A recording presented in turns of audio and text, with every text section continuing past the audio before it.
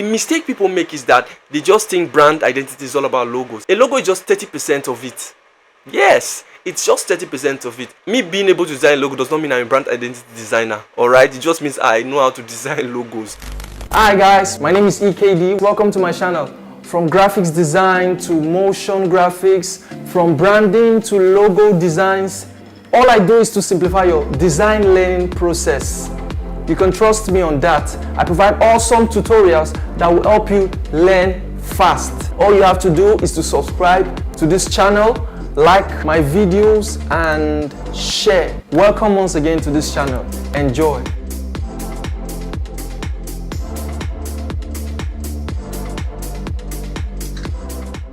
Hi guys, it's EKD and today I'm going to try as much as I can to show you the entirety of brand identity in a very short time. Alright, so if you are into brand identity or if you are planning to get into brand identity, you want to watch this video, because even if you are into it, you get a greater meaning to brand identity design. So what actually is brand identity? Because here and there people call themselves brand identity designers without knowing what it really means. I was talking with a friend weeks back and we're just talking how much people are ignorant about the field. So I just thought of sharing the entire idea about this thing, and I'm going to go a direction that is not quite relating, but you'll be able to connect with it. All right, you know, every scriptwriter is to create characters. So you have characters in a movie, characters with different traits, with different personality. You can as well link brand identity designing to creating different characters.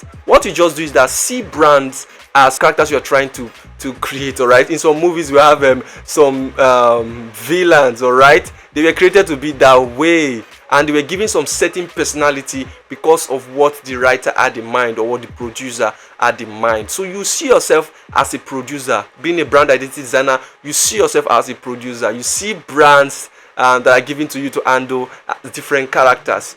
But the thing is that your client gets to determine the kind of character they want, and you get to produce that character for them. And just as the way each character has personalities, each brand has their own personality. And you have to first of all study what the owner of the brand wants it to portray. It is very important. That cannot be overemphasized. All right, so you study what they want it to portray. You don't even go beyond, and you don't do anything lesser than what they've given you. That simply means the color you use for the brand should be in line with the personality of the brand. All right, the shape you are using should be in line. All right, the way the logo looks should be in line with what they represent. It should not conflict with the personality of the brand, because most people tend to make that mistake. So everything you are doing for the brand should harmonize with the personality of the brand. We have all kinds of personalities in movies, so are brands. There are some brands that want to look luxurious, so everything you do should support that personality. The graphics you are creating should support it. All right, the colors should both support to make sure that personality remains in place. All right, there are some brands that want to reach the public. All right, they don't want to be far from the public, they don't want to look luxurious, they just want to reach the public. You help them maintain that, you don't go against it. There are some brands that are feminine brands. It will not be difficult to recognize a female, even if you don't see them. Just by hearing their voice, you know that okay, this is a female, because of the tone of their voice. So it should not also be difficult to recognize feminine brands. And one way you can do that is to choose the right color. There are feminine colors to use for feminine brands. So what you do is maintain that particular feel. So there are some brands that want to reach out to children. The design you do, the logo type you choose, everything should be appealing to the demographic they are reaching out to. The mistake people make is that they just think brand identity is all about logos. A logo is just 30% of it. Yes, it's just 30% of it. Me being able to design a logo does not mean I'm a brand identity designer. Alright, it just means I know how to design logos. But me properly studying the personality of the brand and working in accordance with the personality, making my logo stay in line with the personality of the brand, that makes me a brand identity designer.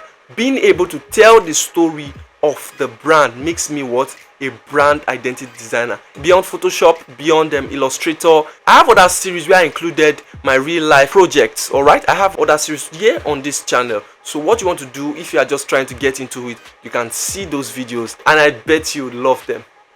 I bet you would love them. So see you next time. I hope you learned something. So let me see what you think on the comment section. Just comment what you think. If you have any question, you can drop it on the comment section. And if you want me to treat anything at all on my channel, maybe relating to brand identity or design, you can just state it on the comment section. So see you next time. Don't forget to subscribe, like this video, and share. All right, like I said, the best way to really understand this thing is to take brands as movie characters. All right, so I hope that wrong idea you have about brand identity has been wiped away. So see you next time.